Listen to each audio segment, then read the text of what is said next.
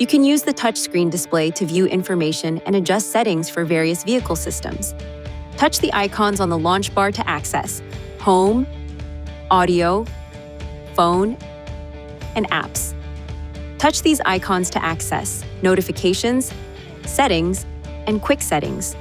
To return to the previous screen, touch the Back key. Touch the Home key at any time to return to the main menu screen. Swipe the screen right or left to view additional menu screens. These screens are customizable to include your preferred widgets and apps. To customize the home menu screen, touch and hold any of the widgets. Touch Add, then select the information you'd like displayed. You can touch this icon to remove a widget. Once you've made your selections, touch Save. Please see your Nissan Connect owner's manual for important safety information, system limitations, and additional operating and feature information.